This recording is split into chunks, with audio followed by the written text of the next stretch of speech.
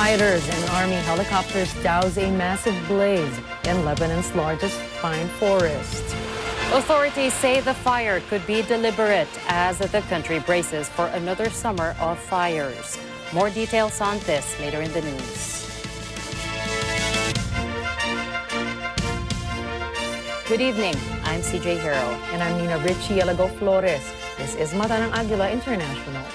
And now for the headlines. President-elect Ferdinand Marcos met with U.S. Deputy Secretary of State Wendy Sherman, where they discussed the importance of deepening the alliance and friendship between the Philippines and the United States. The Land Transportation Franchising and Regulatory Board approves 1 peso provisional fare increase for public utility jeepneys amid pending petition for a much higher fare hike due to continuing oil price increase. Russia says a warehouse of grains was burned down by Ukrainian nationalists as they retreat from Mariupol. U.S. President Joe Biden urges leaders of the Americas to prove the dividends of democracy as he opens a summit in Los Angeles, where most of the hemisphere's leaders are in attendance. And Twitter expects holding a shareholder vote on its $44 billion sale to tycoon billionaire Elon Musk in August.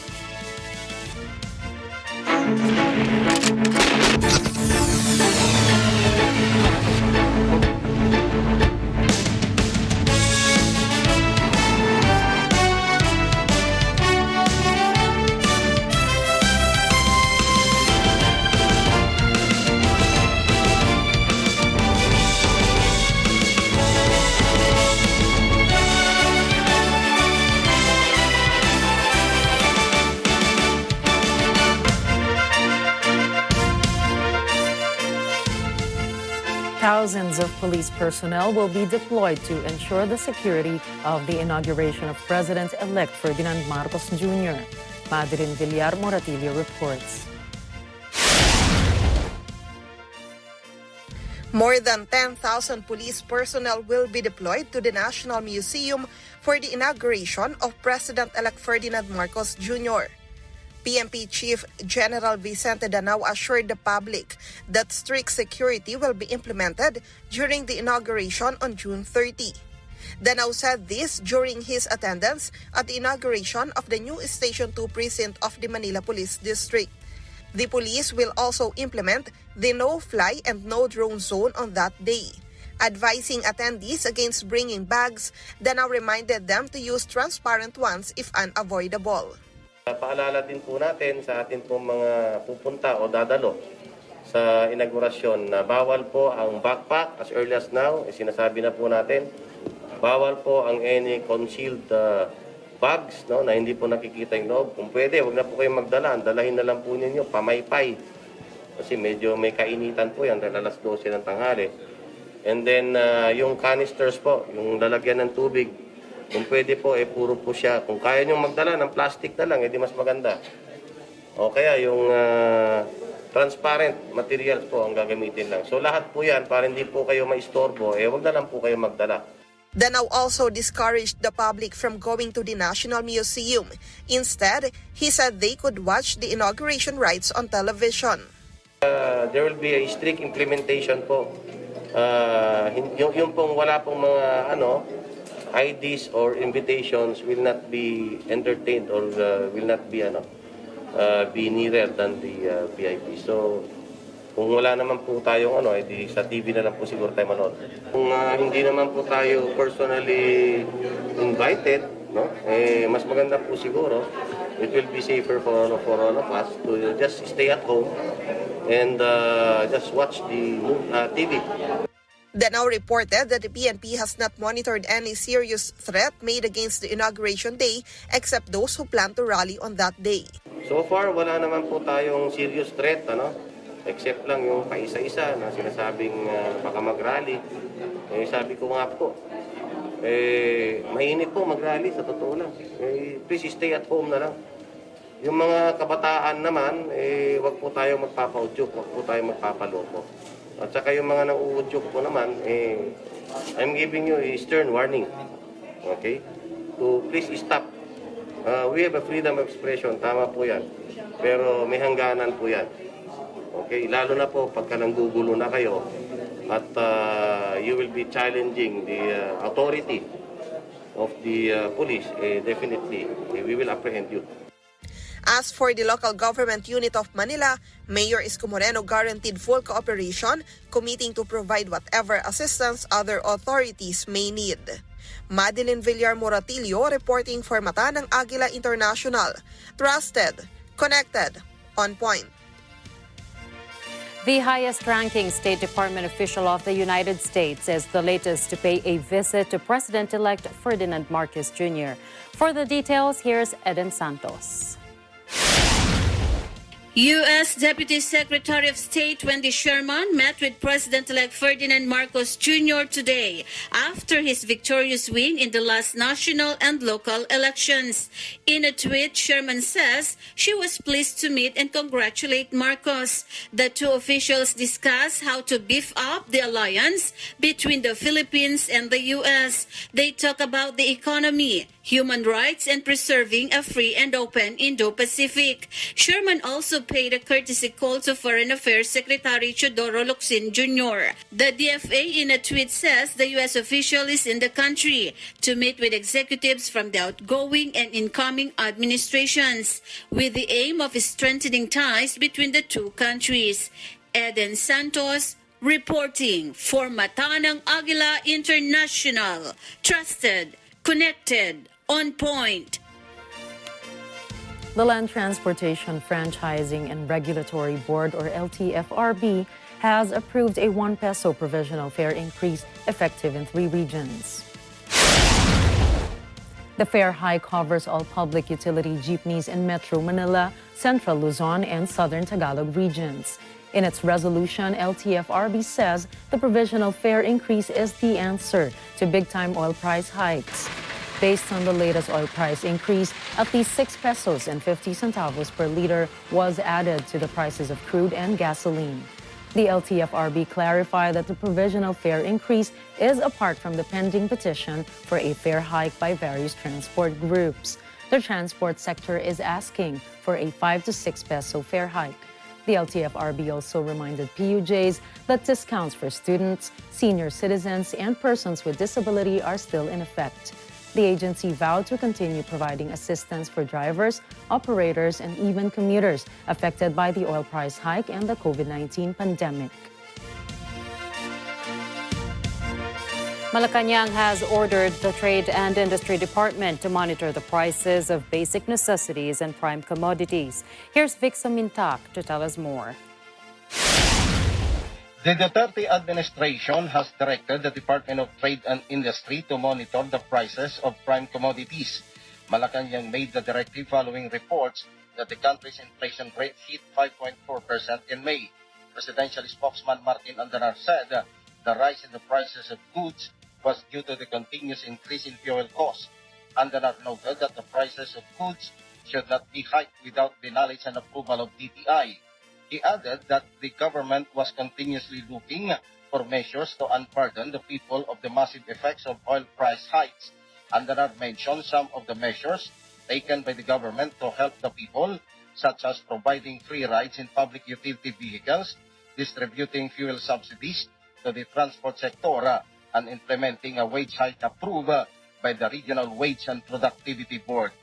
This is Vic Samintak reporting for Mata ng Agila International. Trusted, connected, on point. Outgoing Justice Secretary Menardo Guevara and incoming Justice Secretary-designate Jesus Remulla met today to ensure a smooth transition in the operations of the Justice Department.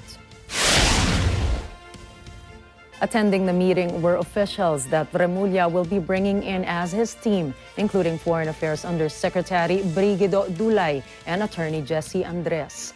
The meeting lasted 2 hours, and Remulla said there would be succeeding meetings between both teams. Remulla admitted that the Justice Department is a complicated agency with various concerns in its hands.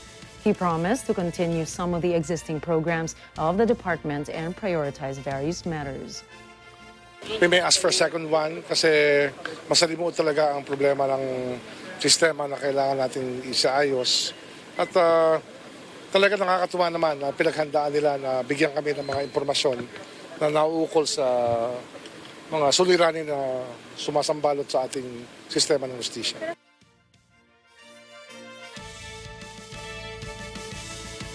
Residents surrounding Mount Bulusan can now go back to their houses, but Alert Level 1 is still in effect, along with the 4-kilometer danger zone radius. The Philippine Institute of Volcanology and Seismology, or PHIVOLCS, says it has not monitored any activity that may lead to a major volcanic eruption. PHIVOLCS Director Renato Solidum says the volcano's hydrothermal activity continues, particularly the boiling of water and the swelling in the crater, but it does not mean a magmatic eruption will happen.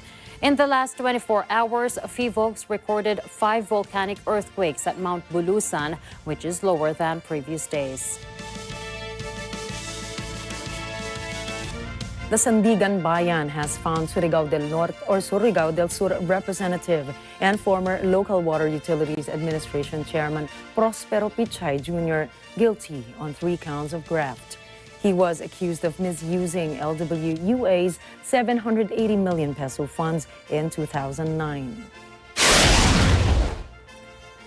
In the ruling by the Anti-Graft Court's 4th Division promulgated last June 7, Pichay and former Acting Deputy Administrator for Investments and Financial Services, Wilfredo Feleo Jr., were sentenced to 6 to 10 years of imprisonment for each of the 3 counts of graft.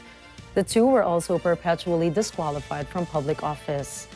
Based on the information filed by the Ombudsman, Pichay and other LWUA officials gave undue advantage to Express Savings Bank Incorporated and Insolvent Bank owned by the Wellex Group and Forum Pacific. LWUA deposited 700 million pesos of its funds to ESBI in 2 tranches under Pichay's chairmanship. LWUA also purchased 445,377 shares of stocks in ESBI worth 80 million pesos, resulting in its control of at least 60% of the voting stock. But all the transactions were without the necessary approval from the Department of Finance and the Bangko Sentral ng Pilipinas. The Anti-Graft Court said Pichay committed gross, inexcusable negligence that resulted in government losses. Up next, humanitarian organizations say 1 person dies every 48 seconds in drought-ravaged East Africa. Moscow claims it has information that the U.S. built 2 biological warfare labs in Kyiv and Odessa. And 11-year-old Uvalde shooting survivor testifies at gun violence hearing. We'll give you more of these stories when Mata ng Agila International returns.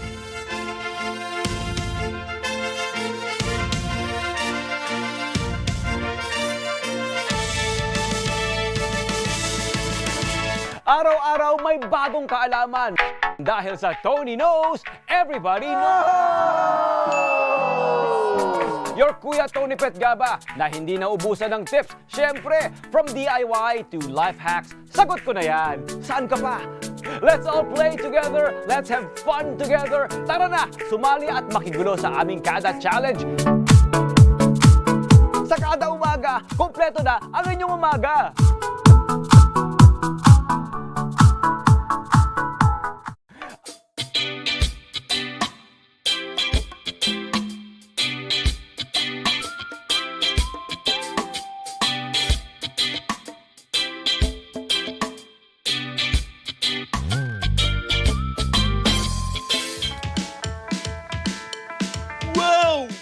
Nasa kabto!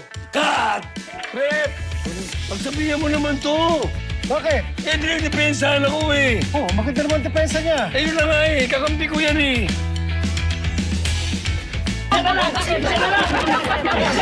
Kaya nila! Talong!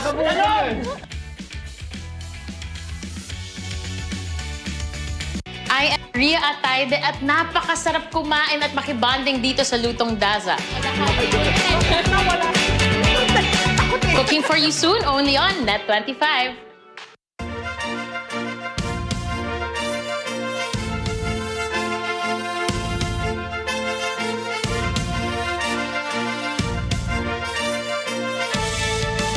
You are still watching Mata ng Agila International.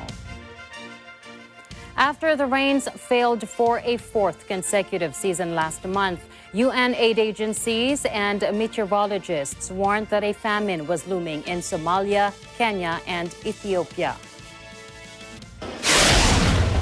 According to humanitarian organizations, one person dies every 48 seconds in drought-ravaged East Africa, with local reports saying that nearly 250,000 people are facing starvation in Somalia alone. In Mogadishu, Banadir Hospital is already packed with parents fearing for the worst for their children or who are malnourished. They cry to AFP, saying they have never endured a crisis of such terrifying magnitude, echoing the warnings of climate scientists who described the unprecedented drought as the worst seen in 4 decades. waxaa u keenay macnaha xagga naqafadaro macnaha oo maartada alxamdulilah oo daawo aba jirin inta uu soo qaaday marka daawadii markantii uu imaadayna ilaahay aan noo gargaaray laakiin alxamdulilah tadaan helnay waan noo gargaaray meel kasta waa ligay marka alxamdulilah hadda bararkiina hadda sii hornama waan ka dhacay waan hadda weli waa sii hayaa.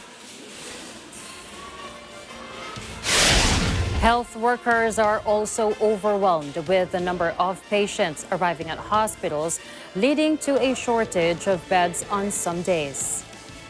tirada bukaamada bilii hore noo imaanayay markii la isku fiiriyo bilahan dambe aad ay u bateen 3 laab camal tirada horeeta ay ka badan yihiin xitaa waxa dhacday marmarka qaar sariiraha intay buuxsamaan meel u dirna aaweeno isbitaalka ugu weyn oo qabtay ilmaha nafaqo darida sariiro marmarka qaar tii loo waayo waxa dhacdo inay meesha caqabad ka imaato. Meanwhile, as international appeals for aid have largely gone unnoticed, Somalia's newly elected President Hassan Sheikh Mohamud has urged Somalis to help their fellow citizens. During a recent visit to a camp housing drought-displaced community, the president said anyone with a plate of food on their table must think about the child who is crying somewhere because of hunger and help them in any way possible.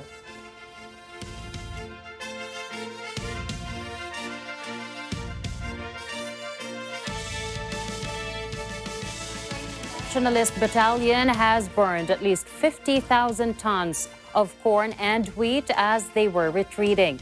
The grains were stocked in a warehouse near a port in Mariupol. Roman Kosarev of RT News has this exclusive. We received exclusive access to this grain terminal in the seaport in the city of Mariupol. Under my feet are thousands of tons of corn, which was burned down, according to Russian Defense Ministry and local authorities as well. These storage facilities were set on fire as Ukrainian nationalist battalions were retreating. The ground here and this corn is still warm as the result of the fire which was set to it by the Ukrainian nationalists. There's still smoke in other places as local workers are trying to put the fire out. Now, according to the administration of the seaport, there were at least 50,000 tons of corn and wheat which was destroyed. It's now unusable not only for human consumption but for livestock as well. Roman Kosarev, RT, Mariupol, Donetsk People's Republic.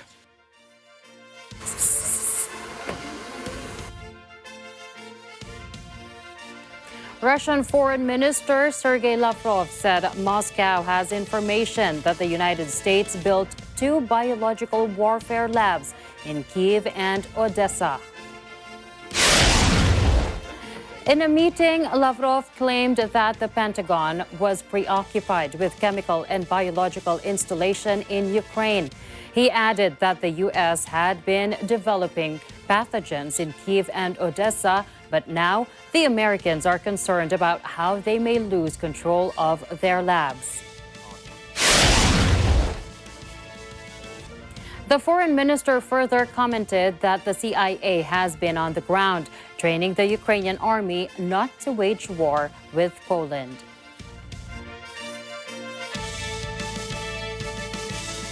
A Russian news team has found evidence that the international community, the OSCE, or Organization for Security and Cooperation in Europe, in particular, have shared shelters with Ukraine's right sector militants in Lugansk. Igor Zhadanov of RT News has the details. Is where the militants of the Right Sector Battalion were stationed, one of the most notorious neo-Nazi groups in Ukraine. This was their command center. You can see comms cables, all of them, of course, well, destroyed. But what is particularly interesting about this place is that the Right Sector militants, again, one of the most notorious neo-Nazi formations in Ukraine, very much akin to Azov or Aida, for example, they shared this building with the members of the OSCE mission. We found their insignia on the floor just above us. So again, members of the international community, the OSCE, they owed the roof over their heads to neo-Nazis. They shared food with neo-Nazis. A very peculiar symbiosis. So here's what I was talking about, Ukrainian insignia right next to the insignia of the OSCE. These are Cyrillic letters, they're written in Russian. So everything points to the fact that the members of OSCE indeed shared this living space with the Ukrainian forces, which were in part, well, with the Right Sector neo-Nazi battalion. On this street, here, they, the Right Sector, led the defense. Was the Right Sector mixed up with NATO? Yes. NATO and the OSCE were present here because we found their leaflets everywhere, their maps, narcotics, and everything else.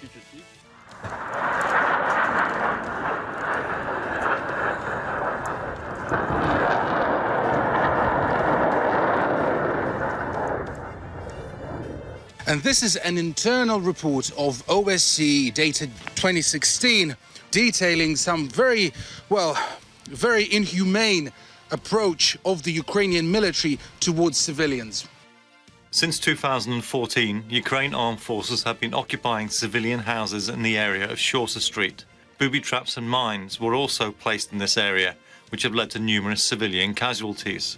In May, several inhabitants of the village complained to the Special Monitoring Mission about the behaviour of Ukraine armed forces personnel stationed in the vicinity of Shorter Street, and reported that they had evicted one family from their home in order to occupy it. The soldiers were using aggressive watchdogs kept unleashed to prevent people from accessing the area. It was reported that 2 people had been bitten by the dogs. And here's another report from a January 2017 that we discovered on the Right Sector base. A very interesting find, because here it has a paragraph, relationship with military and military occupation of civilian houses. Here it details that the Ukrainian armed forces indeed were occupying civilian houses and placing military vehicles between these houses. For example, here it reads, in August, the Special Monitoring Mission spoke with an interlocutor, which is basically a local, who showed his partially destroyed house. Shortly after, the Ukrainian military placed a tank in their backyard. So not only were they, using civilian houses and evicting civilians, they also rigged them. Here's a picture taken by OSCE showing a booby trap.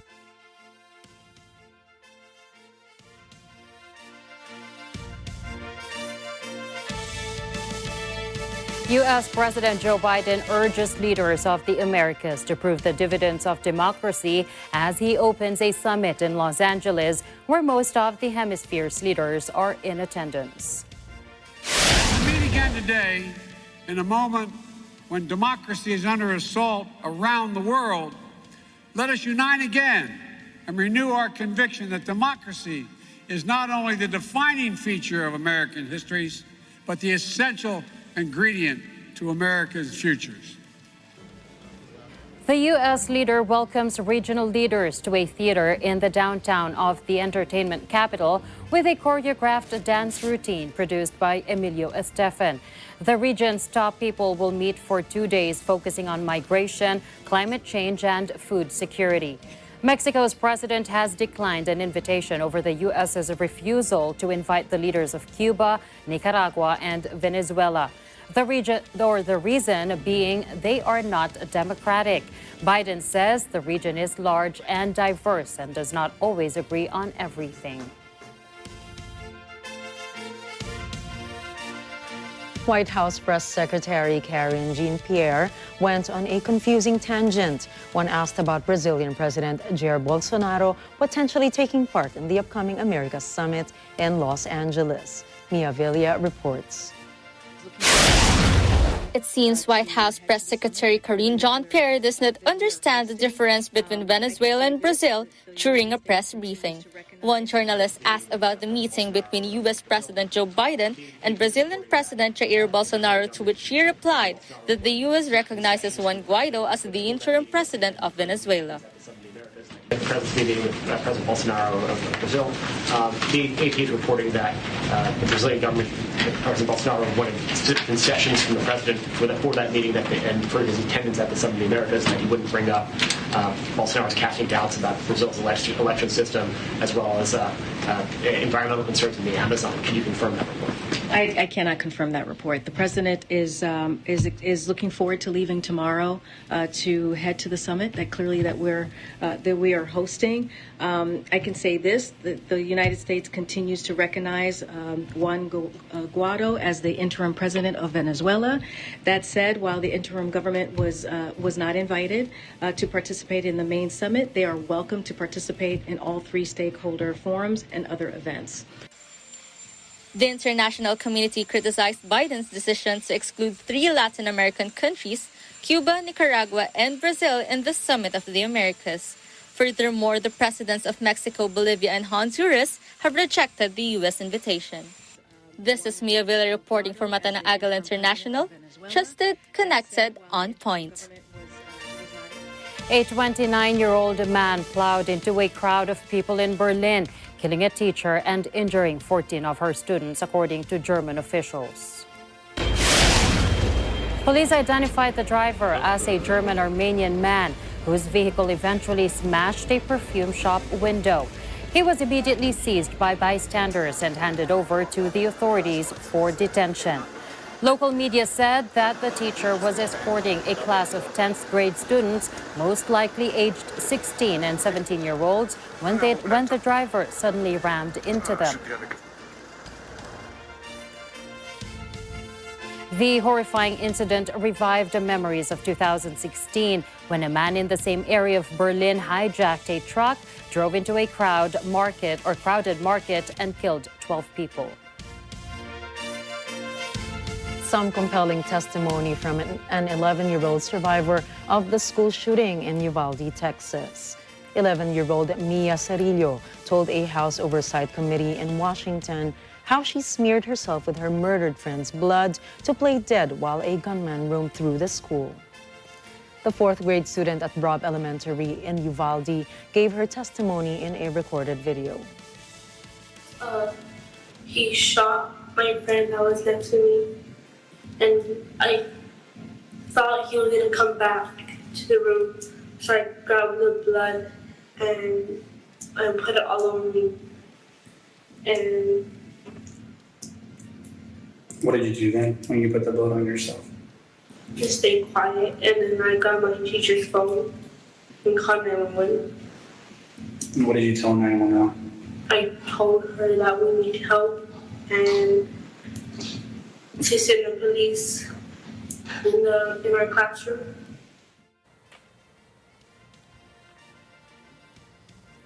"19 students and 2 teachers were slaughtered when an 18-year-old gunman went on a shooting rampage last month.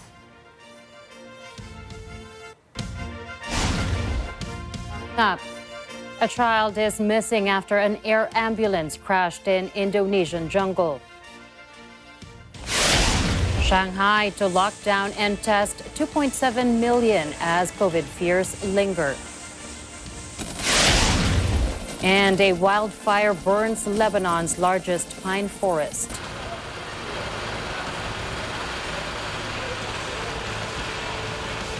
We will be right back with more stories here on Agila International.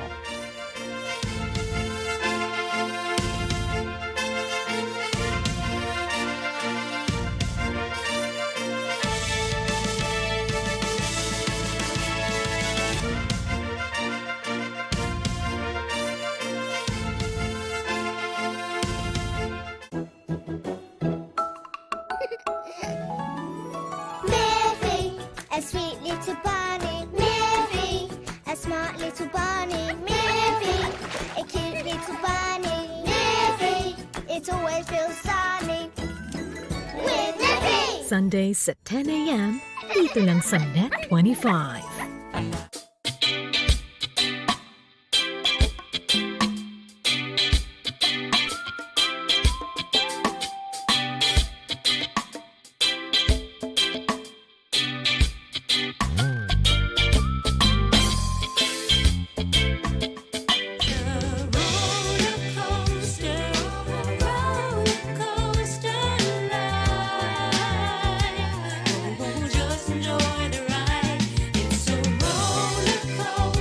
Hi guys, this is Ajay.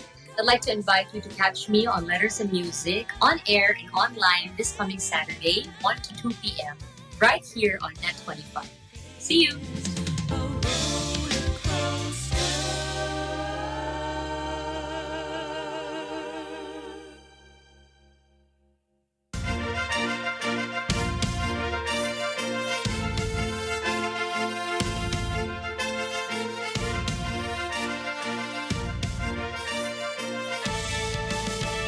And we're back with more news here on Mata ng Agila International. A child is missing after an air ambulance in Indonesia crashed in the jungle in a mountainous region of the country. The government-owned helicopter was transporting sick patients from remote villages when the chopper went down. Authorities managed to rescue 10 others, but they are still searching for the 7-year-old child. The crash happened near the mountainous city of Timika, Papua.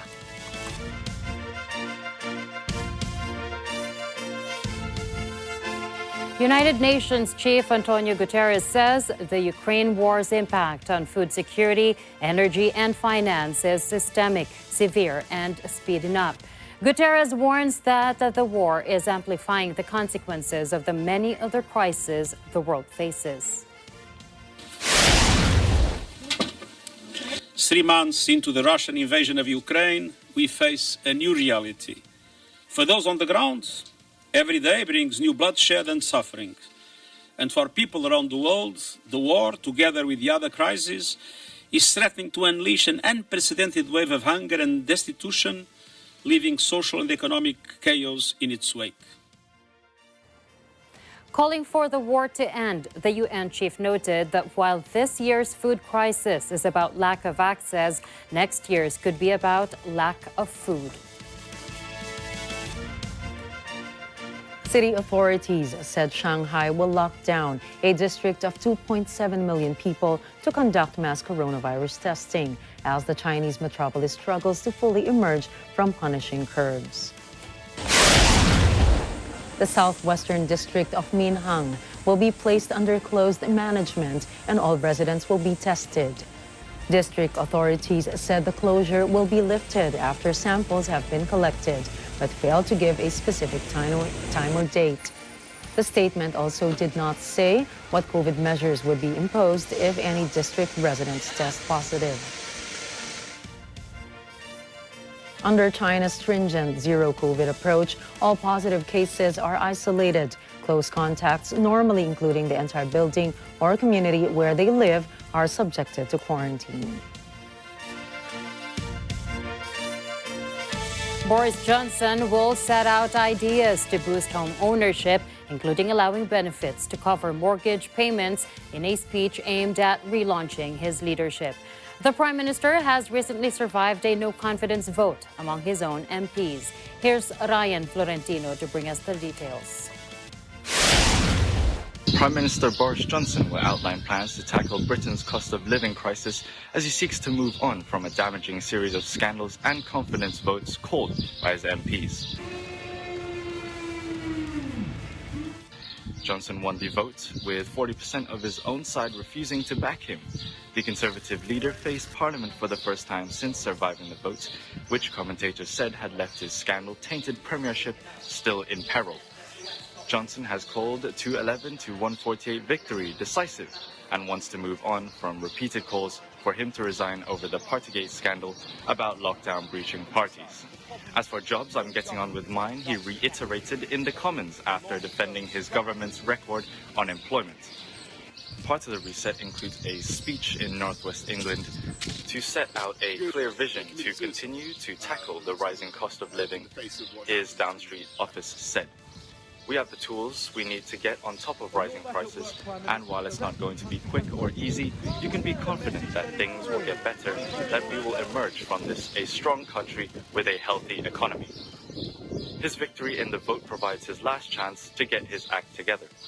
Under current rules, Johnson cannot be challenged again for a year, which leaves little time for any new leader to emerge before the next general election, due by 2024. Reporting from the United Kingdom, I'm Ryan Florentino for Matanang Agila International, trusted, connected, on point. Thailand has relapsed its cannabis laws, with users permitted to possess and grow the plant, albeit under complicated new guidelines. The change comes after Thailand's landmark 2018 legalization of medicinal cannabis, the first such move by a country in Southeast Asia, where anti-drugs laws are notoriously harsh. The kingdom's public health ministry announced last February that marijuana would be removed from its banned narcotics list, and the rules came into effect this week. Some Thai advocates celebrated the announcement by buying marijuana at Bangkok Cannabis Shop, Highland Cafe. While possession and sale of cannabis are now legal, smoking the substance outside one's home could still get one arrested. Offenders could potentially be fined $780 and face up to 3 months in jail. Cannabis extracts with more than 0.2% concentration of tetrahydrocannabinol, or THC, remain illegal in Thailand. THC is the psychoactive compound that produces the drug's high. Meta, Facebook's parent company, wants to ensure the dissemination of reliable information on its platforms and secure access to its metaverse. Meta's president of global affairs, Nick Clegg, said that during the pandemic, using WhatsApp was one of the most important ways people in Latin America found access to reliable information. He explained further that their team worked with governments and independent fact-checkers in the region to help people find credible information about the pandemic and elections. Under Meta's digital verification program, Meta pays about 80 organizations, including media outlets and specialized fact-checkers, in exchange for using their verifications on Facebook, WhatsApp, and Instagram.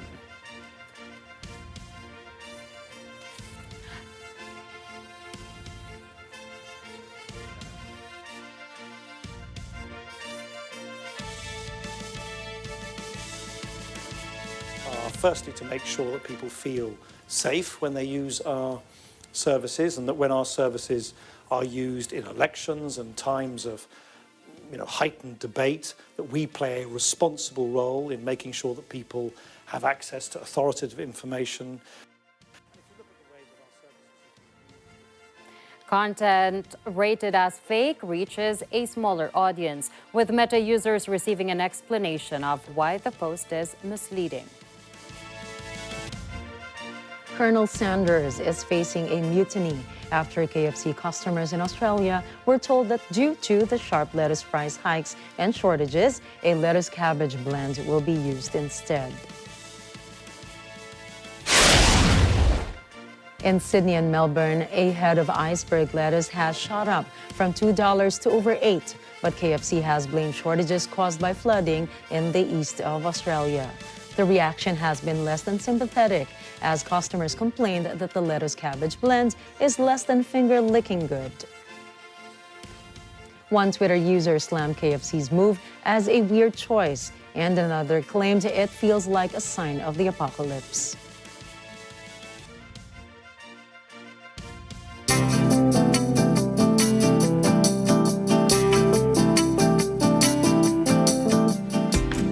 Hundreds gathered on Brazil's famous Copacabana beach to hug the ocean. The symbolic 4-kilometer human chain aimed to raise awareness of the importance of ocean preservation. After the big hug, participants armed with gloves and bags collected waste from the beach. Organized by Instituto Rote Brazil, the beach cleanup is the second edition of the Aquel Abraco project. Journalist Jenny Martins says the event makes way for participants to be in contact with nature. It inspires the preservation of oceans and promotes a little more environmental awareness. Blaze in Lebanon's largest pine forest. Lacking the necessary tools and capabilities, the Army and volunteer firefighters are struggling to contain the fire in one of the Middle East's lushest pine forests. Authorities say the blaze could have been deliberately set, so an investigation is underway. Lebanon is bracing for another summer of wildfires caused in part by climate change.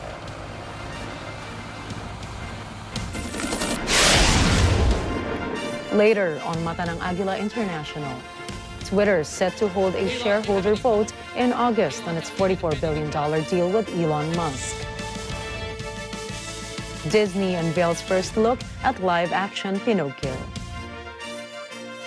And dancing fireflies and inflatable sea creatures showcased at Singapore Light Festival. These and more when Mata ng Agila International returns.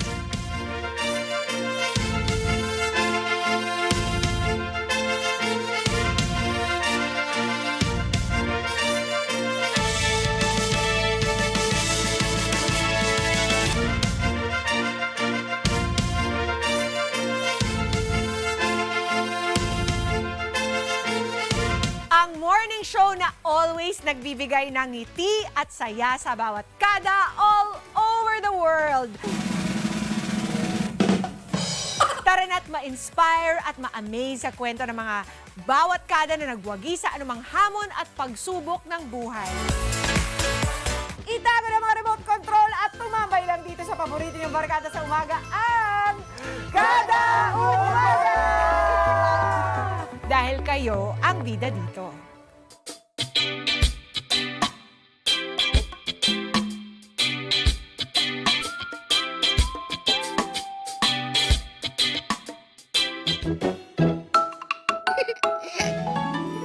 Miffy, a sweet little bunny. Miffy, a smart little bunny. Miffy, a cute little bunny. Miffy, it always feels sunny with Miffy. Sundays at 10 a.m.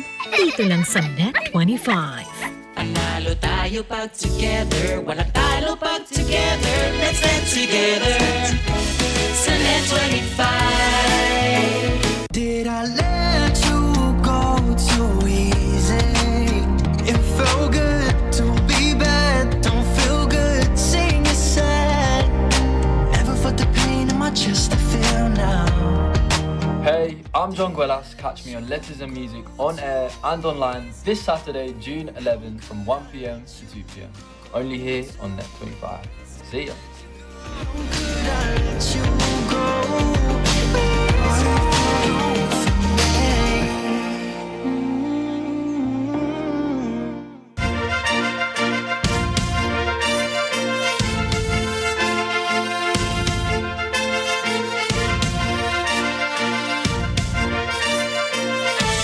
This is still Mata ng Agila International.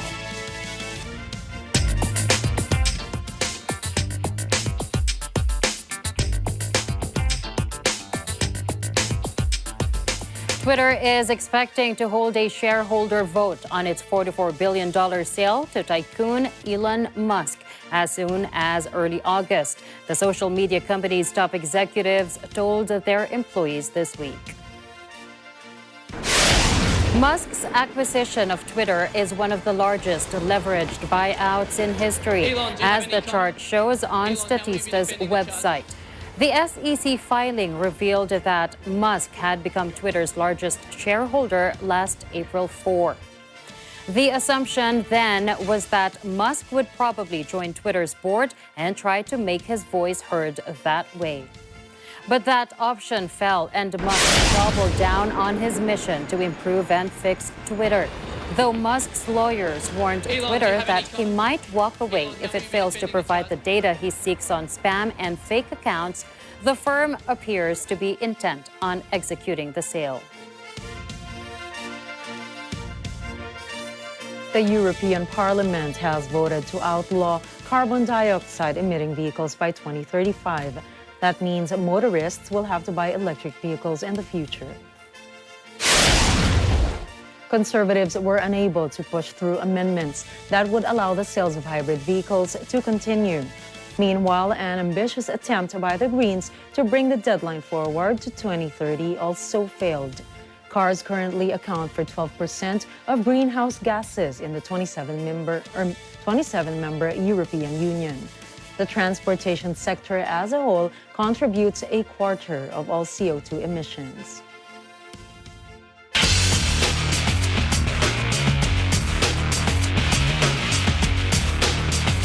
Jaylen Brown scored 27 points and Jason Tatum added 26 to propel the Boston Celtics to a 116-100 victory over the Golden State Warriors and a 2-1 lead in the NBA Finals. Marcus Smart added 24 points for the Celtics, who led by as many as 18 in the first half at TD Garden. Boston weathered another third-quarter surge from the Warriors, who briefly took a 1-point lead only for the Celtics to pull away late for the convincing win. Stephen Curry, who once again led the Warriors scorers with 31 points, remained optimistic that the Warriors will recover in time for Game 4. Boston, seeking a record 18th NBA title, will host a Game 1 of the best-of-7 series on June 10.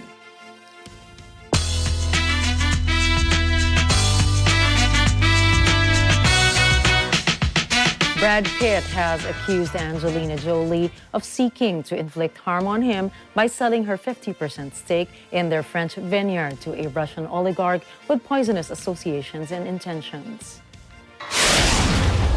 The allegations were made in new court filings as part of Pitt's lawsuit against Jolie over the sale of Chateau Miraval, their wedding venue. They are the latest barb in a bitter legal battle between the former Hollywood power couple. Jolie sold her share of the southern France vineyard to Tenute del Mondo, a subsidiary of Russia-born billionaire Yuri Sheffler's drinks conglomerate. Pitt's complaint says the couple has agreed never to sell their interests without the other's consent and accuses Jolie of seeking unearned profits. The filing also alleges that Shelfer maintains personal and professional relationships with individuals in Vladimir Putin's inner circle. The complaint also lists Saudi Crown Prince Mohammed bin Salman within Scheffler's alleged network, which threatens lasting harm to Miraval's reputation, based on a news source. Starlight, Starbright, First Star I See Tonight, says the live-action Geppetto in the first look of Disney's Pinocchio. The computer-animated musical stars Tom Hanks as Geppetto, Joseph Gordon-Levitt as the voice of Jiminy Cricket, and Benjamin Evan Ainsworth as the voice of Pinocchio. The little wooden doll crafted by Geppetto brought to life by magic. Cynthia Erivo also appears as the blue fairy that grants Geppetto's wish. The iconic song, When You Wish Upon a Star, also played in the trailer. Pinocchio is set to premiere on September 8 on Disney+.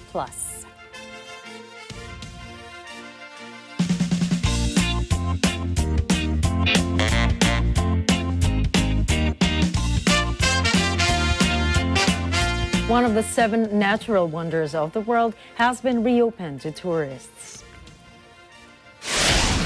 The Iguazu Falls are located on the border between Argentina and Brazil. Heavy rain and flooding prompted the closure of the falls on the Argentinian side of the border for safety reasons. Water levels rose to where they were touching the steel walkways around the falls, creating a hazard. Boat tours at the bottom of the falls had also been suspended. National Parks officials say the area is now safe for tourists. People marvel at dancing fireflies on a lawn, walk through an inflatable whale, and pose for photos beside multicolored artworks at the Light Festival in Singapore that aims to encourage sustainability. The iLight Singapore Festival has returned to the city's Marina Bay area after a 2-year hiatus. Among its 20 installations are a giant glowing jellyfish, lanterns made of discarded fishing nets, and a sculpture comprised of CDs. Energy-saving lights and environmentally friendly materials are used in the installations to encourage the public to adopt sustainable habits. Many people will come here to take pictures, to upload to Instagram or other social media platform. However, there will be some people who, especially those with kids, right, then they will maybe try to explain, when in the process of explaining the installation to the kids, then they will look at the description, and then from there they realize that this has to do with sustainability, which is good.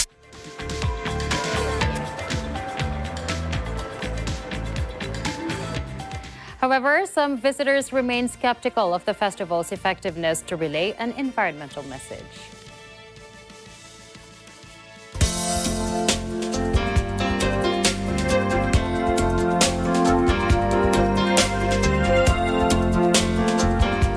Here's what happened today in history. In 1934, Donald Duck made his first animated appearance in The Wise Little Hen. Created by Walt Disney as a foil to Mickey Mouse, Donald is characterized as a pompous duck with a fiery temper. In 1963, Hollywood superstar Johnny Depp was born in Owensboro, Kentucky. He achieved perhaps his greatest success as Captain Jack Sparrow in the Pirates of the Caribbean series. In 2015, Depp wed Amber Heard, and their tumultuous marriage became tabloid fodder. And in 1975, the Republic of the Philippines and the People's Republic of China formally established diplomatic relations at the ambassadorial level. Related to this, former President Gloria Macapagal Arroyo issued a proclamation declaring June 9 of every year as Filipino-Chinese Friendship Day. And to end our telecast tonight, here's a quote from Atomic Habits author James Clear. If an idea is true, criticism will not destroy it, but strengthen it. Which is why it makes it important that you only put out there what is true. But then there's also your truth, my truth, and the whole truth. And social media now is really helping bring out the whole truth. That is true. Well, that's a wrap for tonight's news. Catch the latest updates on our social media channels. I'm CJ Hirro. And I'm Nina Ricci, Alagao, Flores. This is Mata ng Agila International. Trusted, connected, on point.